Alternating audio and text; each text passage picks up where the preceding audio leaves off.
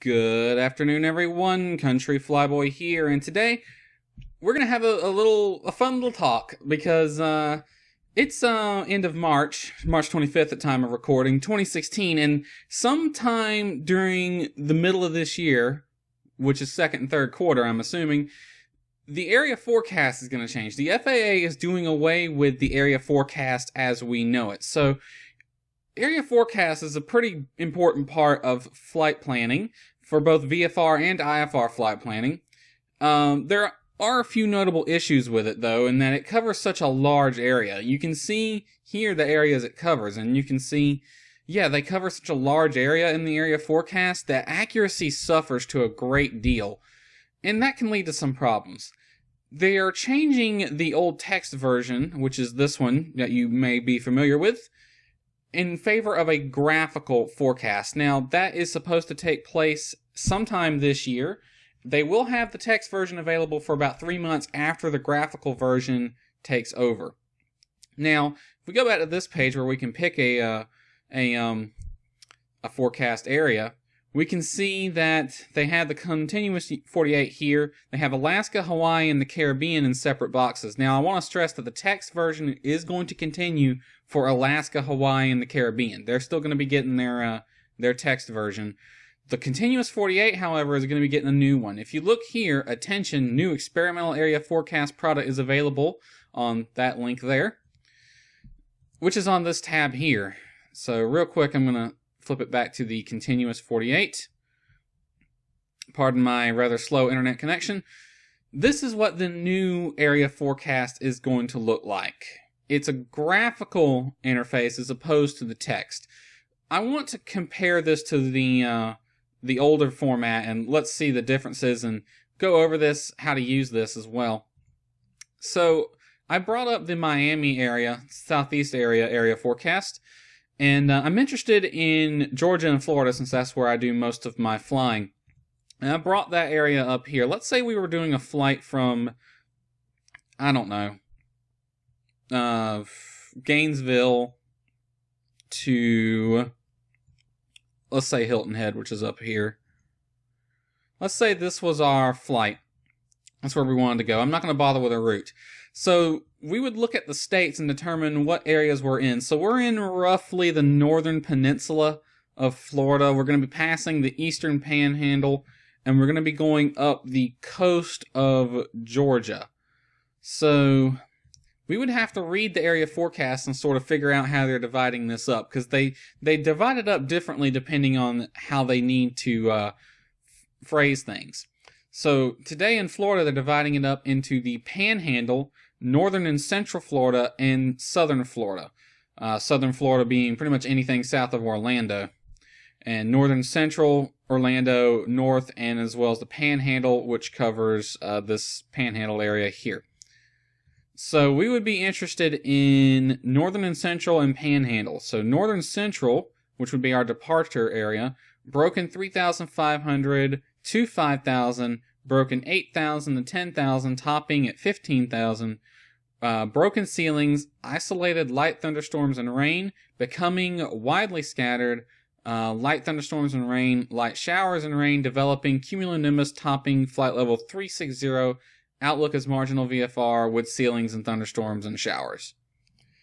As for the Panhandle, pretty much the same story here. Broken, overcast 1,500 to 25,000, layered, flight level 240, widely scattered thunderstorms and rain, cumulonimbus topping 360, outlook marginal VFR.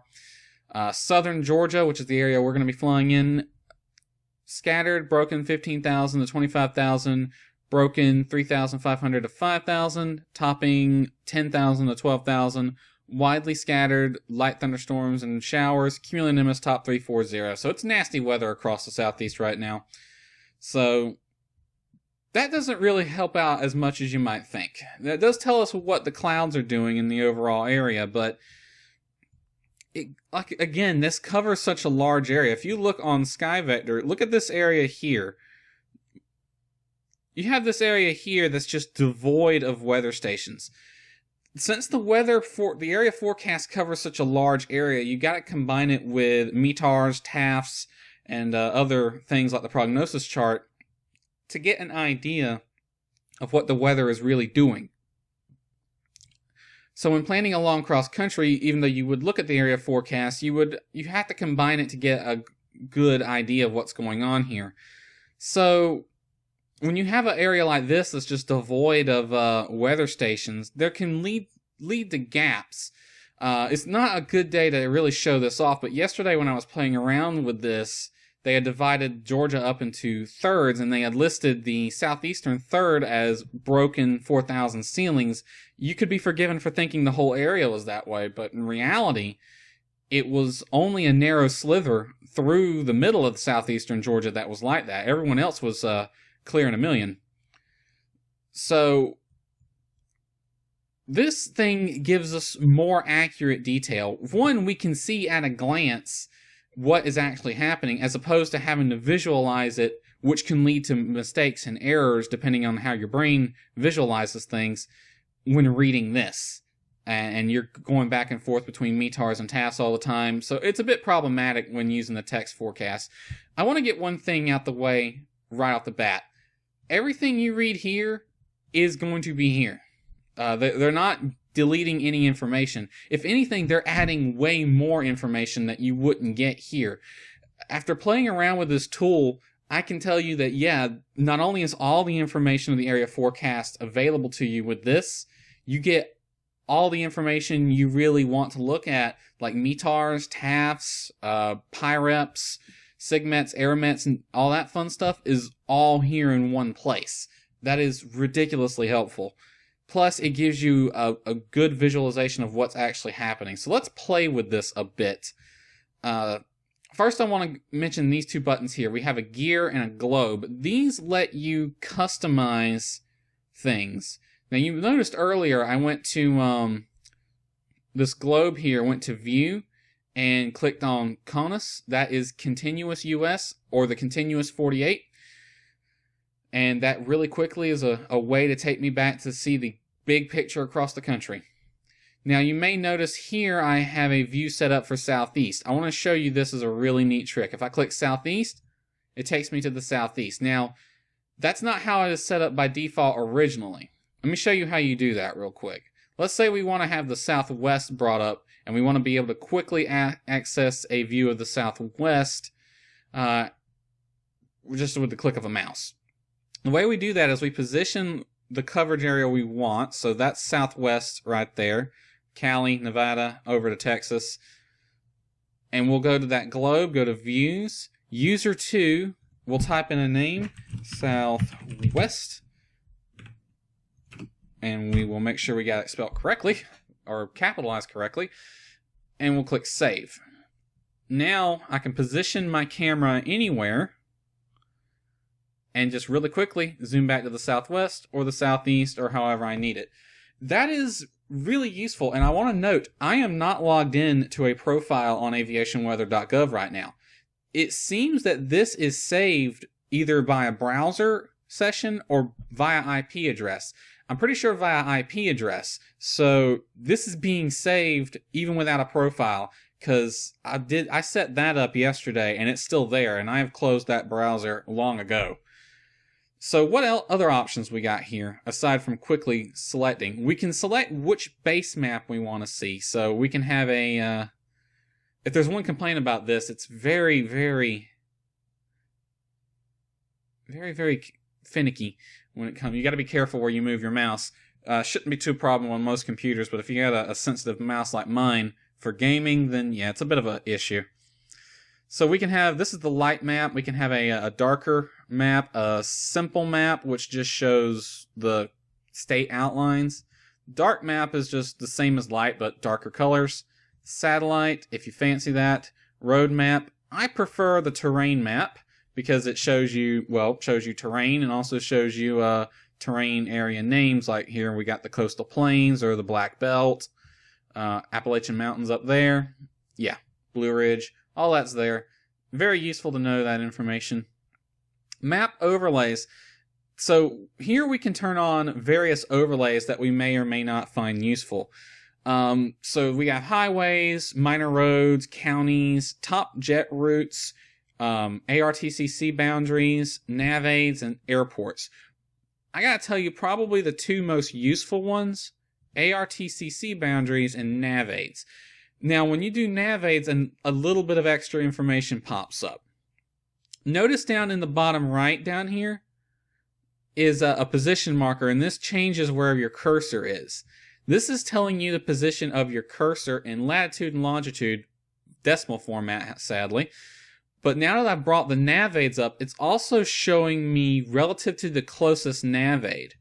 For example, there's Savannah, and if I position my cursor right here, it's showing my cursor is 45 nautical miles east-southeast on a bearing of 107 from Savannah. That is ridiculously useful. That lets you exactly map out NOTAMs and SIGMET AirMet boundaries, and even though they show those. So yeah, that is pretty useful. That can give you an idea of just how far from a particular VOR you need to be. So I have found those two to be the most useful. Airports, not really as useful as you might think, because it clutters them. It tends to clutter the map up too much, and I really only care about the airports with weather stations when I'm looking at the weather. So cursor position, you can change the location format. Here's hours, minutes, seconds, but I don't think that's working. It's still showing it in decimal. So yeah. Now this gear lets you change options that control what you are seeing on the map. I'm going to kill off the fears real quick, so we just see the nav aids. So these let you control what is shown on the map. Everything from PIREPs, SIGMETs, and AirMets, which ones you show up. I'm going to turn all of the AirMets on. Doesn't look like there's any popping up. Hazard warnings. This will let you see National Weather Service warnings like severe thunderstorm warnings. I don't see any here, which is interesting. There's probably going to be some popping up north of Tampa here in a little bit, but don't see any on the map at the moment. So that'll show you where severe thunderstorm warnings, tornado warnings, stuff like that is. Hazards, cloud layers show data. Now, this lets you change a lot of things. These buttons up here let you quickly change these options to various presets that the National Weather Service has. Now, unfortunately, these things don't tend to be saved via IP address like we did with the views. So you have to change these every single time you want to change them. But the good news is you have these presets up here. So let's go over these presets. Now, real quick, I want to mention this key down here at the bottom. This shows you at a glance how to read what is presented on the map at the moment. Also, you have this hyperlink here, weather symbols. If you click that, it opens up a PDF with the various weather symbols, just in case you've forgotten how to read them. Because I sure as hell don't remember. Look at all this. I only remember the ones I see the most, which is like this one and these dots up here. I don't normally see all these other ones. Alright, so let's go over the presets. You're going to see this key change as we go through the different presets to reflect the information being shown. Right now it's showing pretty much everything, like weather station shows, flight categories, reflection intensity, all that fun stuff. Also, it's got you a timestamp down here, which is showing when the radar is. So the last radar report was at 1646, which is right now, hot off the press.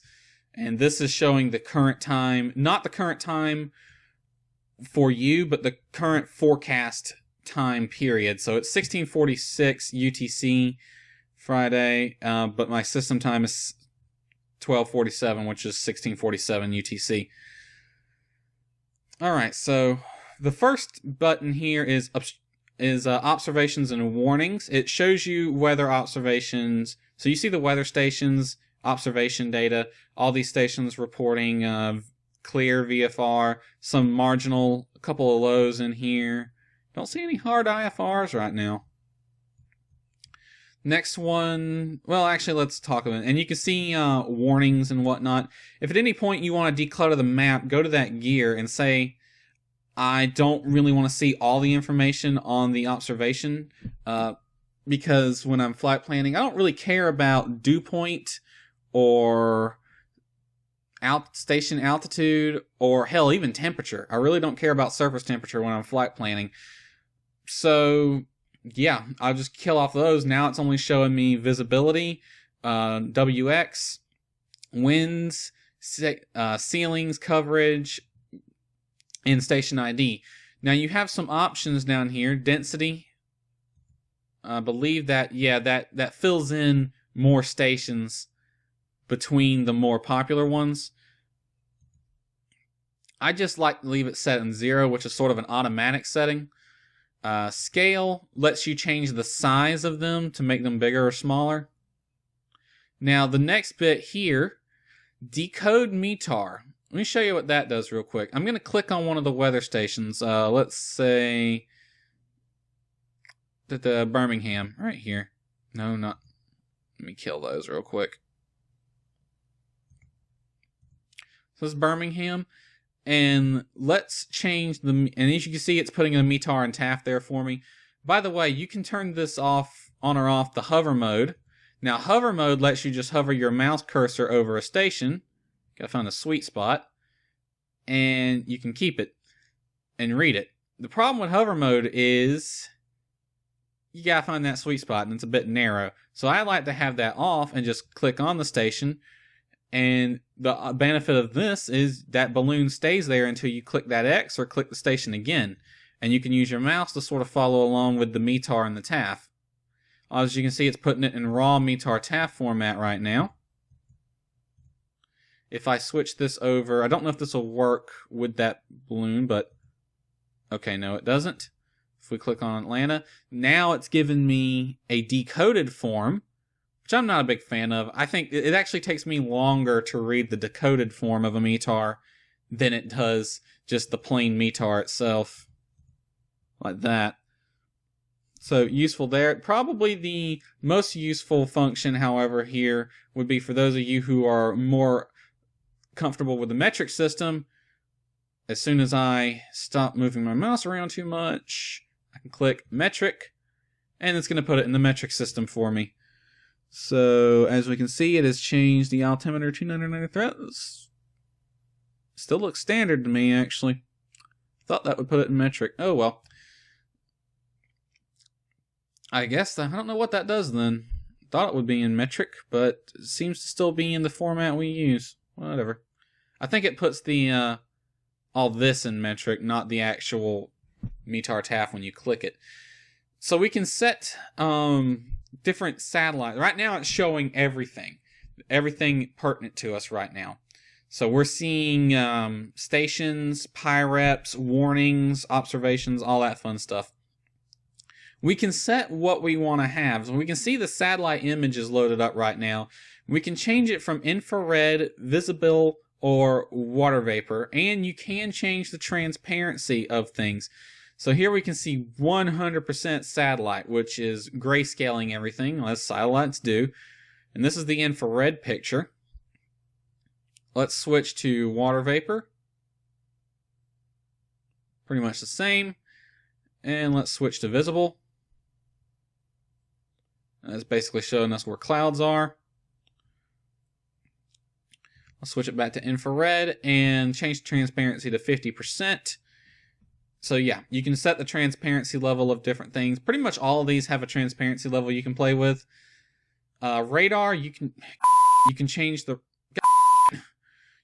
radar type from reflection at lowest angle to composite reflection.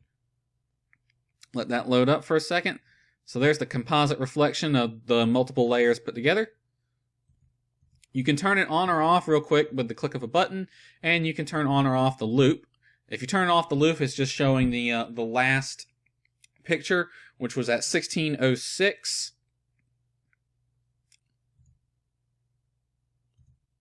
Oh no, you gotta time that. The last picture was at 1646. If you note, if I put it on 1620, let it get to 1626 and turn off the loop, yeah, it just stays on that image. So you gotta time that. So I guess if there's one feature I would like, it will just put that on the latest image or let you select which image was being shown, and transparency. Weather, this is a global setting to let you globally control the transparency of weather. Doesn't appear to be doing too much at the moment. I'll put that back to 75. METARs and TAFs, we kind of already gone over. PyReps, we can select which PyReps we want to see, turbulence or icing. We can set a level range. Do we want it undefined, which pretty much shows everything? Top and bottom here. Let's set it from the surface to... Yeah, that's annoying right there with this sensitive mouse. And set it to flight level 180, because if we're in a smaller airplane, we're most likely not going to be going above 180, so we really don't care about any NOTAMs above that. We can set an age, anywhere from the last 30 minutes to the last 12 hours. Intensity levels, moderate, light, or severe. Scale, again, that just changes the size of the icon on the map. Segments, which segments we want to see, as well as their heights. Thunderstorm segment's a convective one here. It's not showing the height though. Interesting. So any of these segments, airmet balloons here, or polygons, just click right there. I think you can click anywhere in them, and they'll bring up the information on it. So the center that's issued it, hazard info, beginning and end times, topping level. And then you get the actual text format here of the dimensions and the information. So if we click this one, embedded thunderstorms moving 26025, topping off 420, with reflection into segment Juliet series, yada yada yada. Same with airmets. Obviously got the show heights here. It doesn't appear to be working. It did show the heights yesterday. Airmets, same. You can select airmet types. Hazards, this lets you turn on or off the warnings and set transparency level. Cloud layers, I'm not quite sure what that does. So that is all the view options. Real quick, we have our zoom in and out buttons. We have a scale down here, but probably the most useful feature is this here. This lets you set a time scale, so we can go all the way back to 6 hours in the past, and we can see what the weather was doing 6 hours ago, and you can see there's what a thunderstorm warning looks like. End at 1:15 UTC on the 25th of March, which was a few hours ago.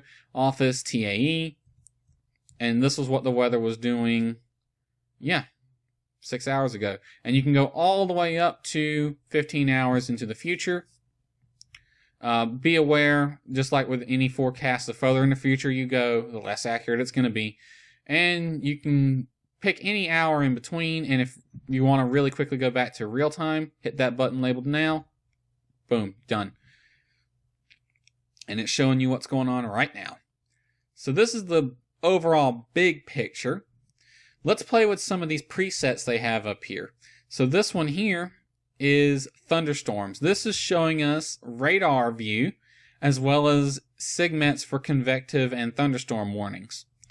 So real quick, this just shows us where the bad stuff is. And as you can see, the key has changed to indicate where a segment is and show you reflection intensity. We got some heavy stuff, light and moderate stuff, all that good stuff. Precip is essentially the same thing, but some added indications. Weather symbols come back so we can see what the precip is in various areas. So you can see the double dots here. I think that means light rain. Is it light to moderate rain? Continuous, slight at time of observation. So we have slight rain here that is continuous. It's constantly raining. This one here, the polygon with the dot over it, slight moderate thunderstorm without hail. So yep, we can see there's thunderstorms going in this area. Even without the radar, we can determine that just by looking at these symbols. Nice to know.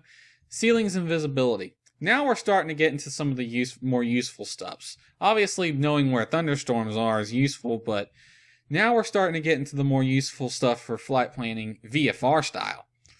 So here it's showing us the ceiling and visibility. So obviously here in the coastal plains out to, just pretty much the coastal plains where the weather is nasty at the moment, we're seeing marginal IFR, or marginal VFR, hard IFR, and a couple of low IFRs right here in the center. This is showing where the flight categories are in various areas. So it's filling in this blue and red area. If I get rid of all this, because I really don't care about it at the moment, you can see where it's filling in with this big blue stuff here. Everything in the big blue is marginal VFR, a couple of hard IFRs and a low VFR or two. And everything in the red is IFR, and everything in the purple is low IFR. If it's not colored in one of these colors, if it's VFR or better, then it's not going to show up here, because we don't really care if it's VFR or better. So this is showing us at a glance where the ceilings and visibility will impact our ability to go IFR. And as you can see, it's filling in the data between weather stations for you. Now, it's estimating this, I'm sure, so your results may vary. The actual conditions may be slightly different, but dollar to the donut, this will be pretty much not spot on accurate, but pretty close to what's actually going on. Obviously, when you have an area like this, where there's few weather stations in between, then you have the potential for inaccurate data when you have a large coverage area. And over here, we got a new box we can play with. We can see flight category. Here we can see ceilings. So the box has changed a bit. This is now indicating where ceilings are. So this light blue here is above 2,000. And again, anything above 3,000 we don't really care about, so it's not going to show up here. And getting darker blue, you're getting into 1,000. Red is below 1,000, and purple is below 500, with the really dark midnight blue being below 100. So you're getting into never going to be able to fly with those conditions. Next one, visibility.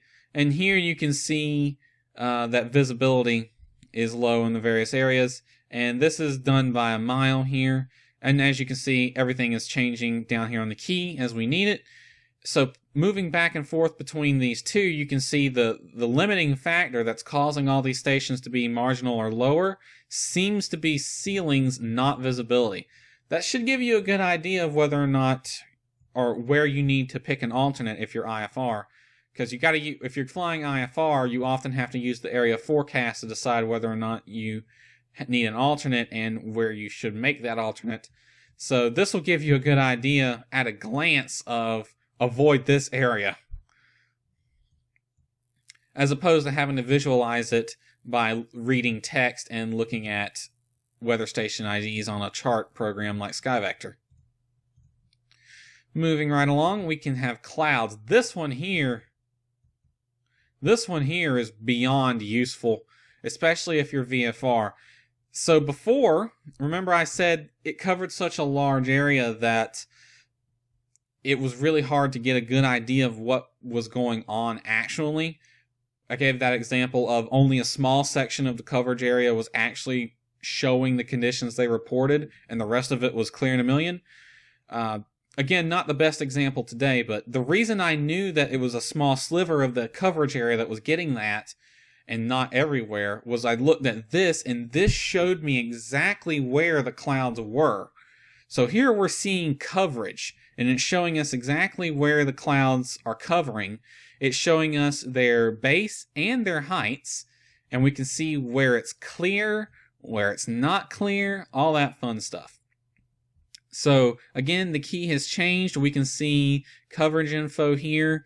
For less than flight level 180, greater than flight level 180, sorry, it's going to be using a grayscale color, and for less than flight level 180, it's using the blue stuff. So if you're a VFR pilot in a small GA aircraft like Cessna 172, 182, stuff like that, yeah, the blue is what you're going to want to avoid. You jet jocks or turbocharged piston dudes, yeah, the gray and the blue is going to be stuff that of interest to you.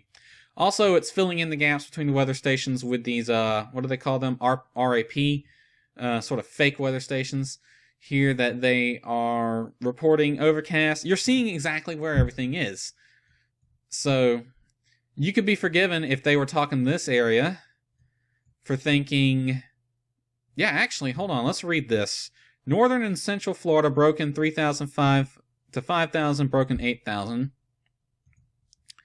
And northern central Florida, yeah, here's the broken 3,000 to 8,000 right in here, the overcast and the broken, northern and central. You could be forgiven, though, from reading this and thinking that that's covering the entire northern central Florida area, when in reality, it's only covering the northern central area that touches the panhandle on the northwest side, this area over here. Everywhere else is actually relatively clear. This is coverage, so it's saying there is clouds above. CI above means ceiling or clouds above, but note that it's in the gray, meaning it's greater than flight level 180. A little bit of clear spot there. So that's useful to know. If we were just reading this, we wouldn't know that without looking at the METARs associated with it.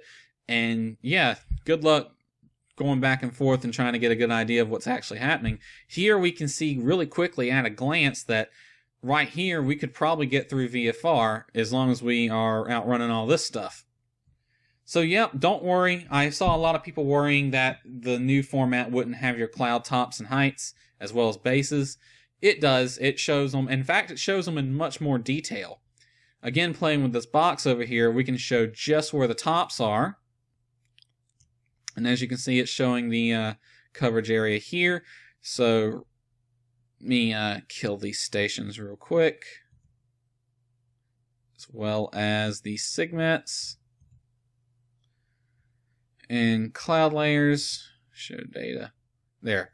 So here, we can see just by looking at the color coding that here we have clouds really freaking low, but these are their tops. So they're topping off low over here, topping off up to flight level 180, all the way up to 30,000 in some areas.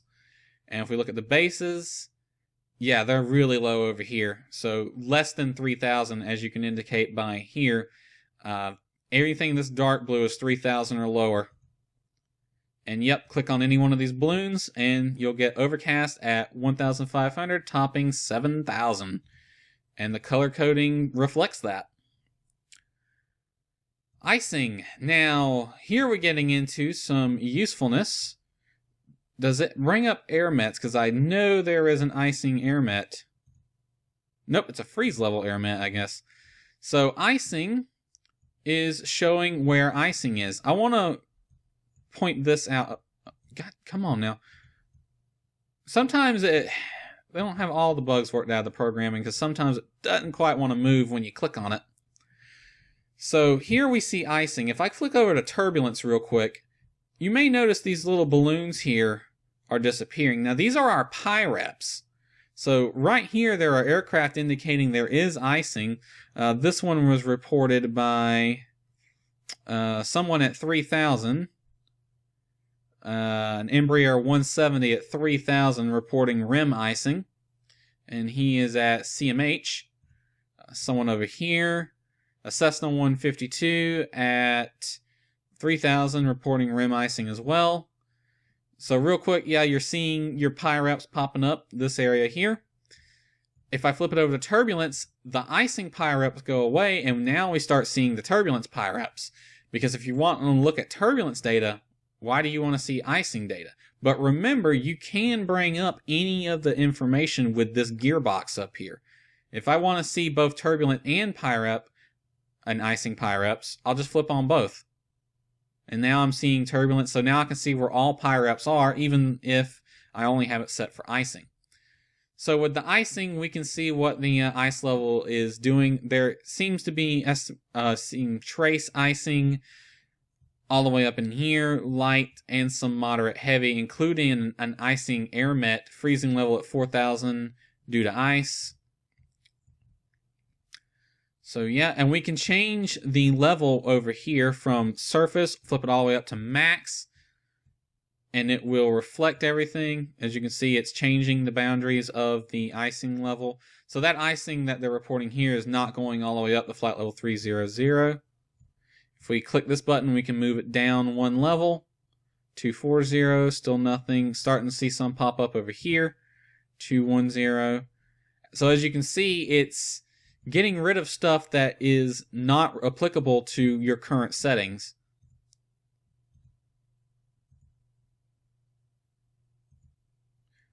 So if there's surface, 3000. So all this is just surface icing. So 3000 and lower is what we're looking at here. Interesting to know. And at any point you can flip from surface to maximum, or you can drag this bar here. Nice. And of course the key is changed to reflect what we need to know.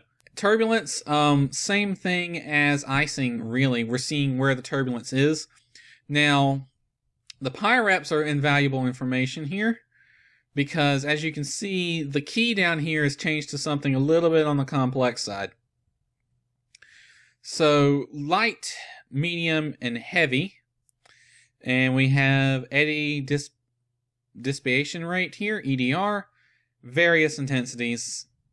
So pi reps are invaluable.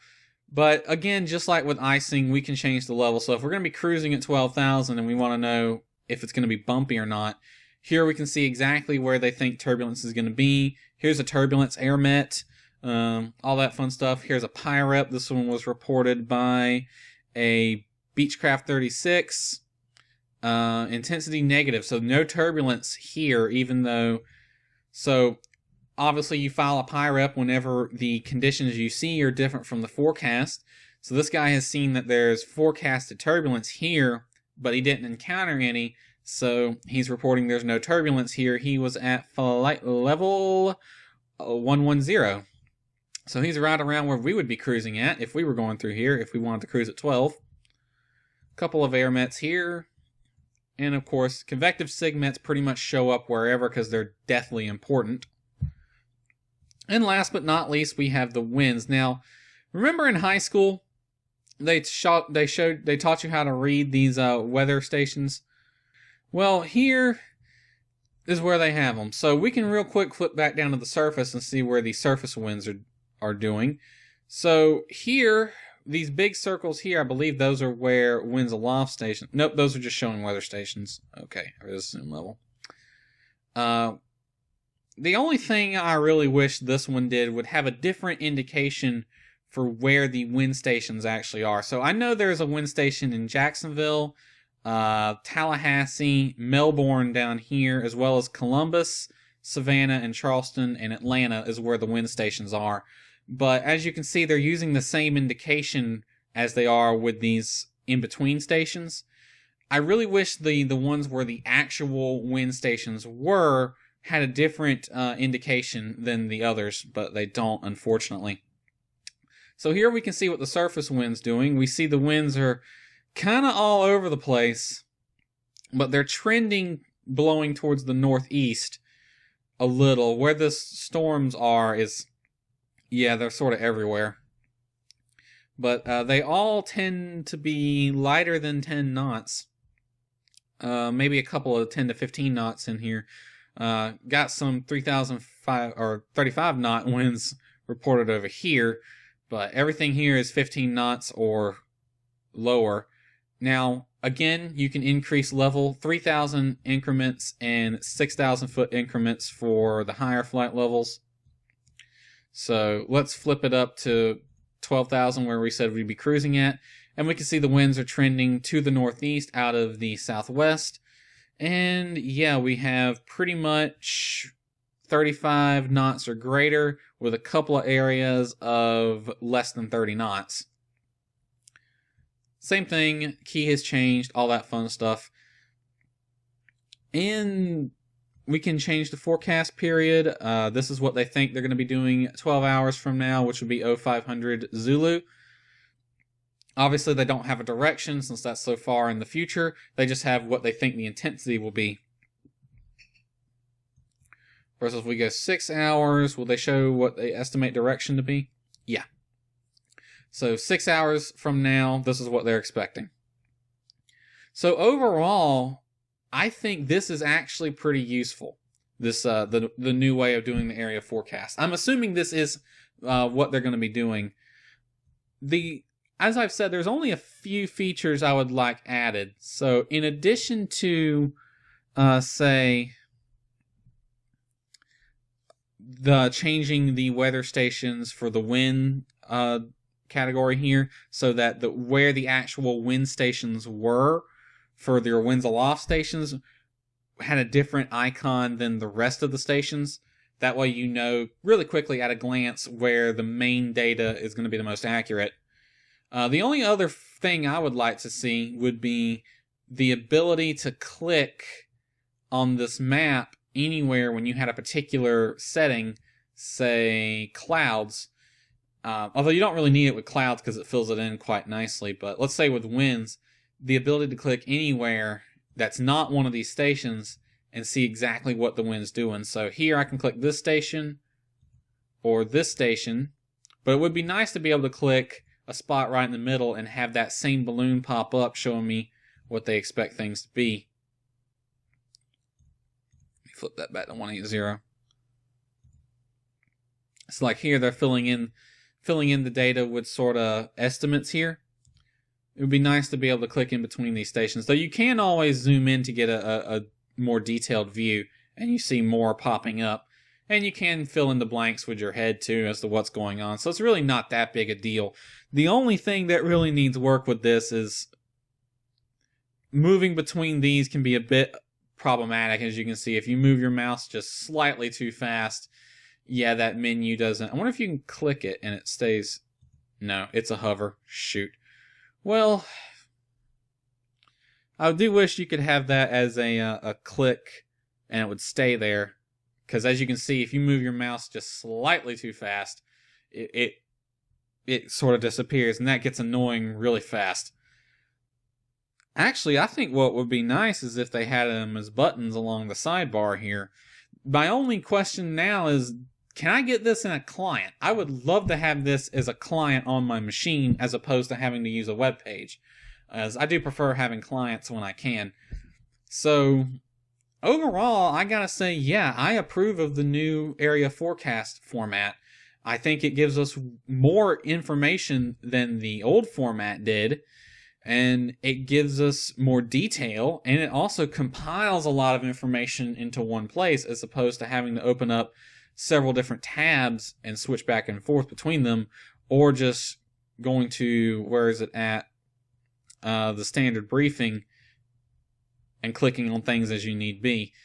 It saves extra mouse clicks, it saves steps, and which saves time, and anything that saves time is good.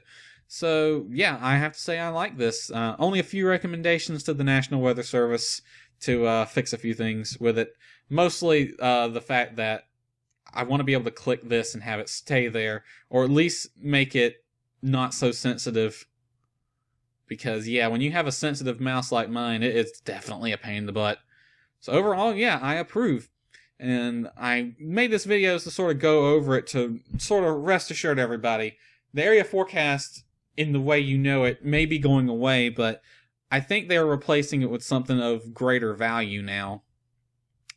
So overall, hope you enjoyed it, and I will see you next time.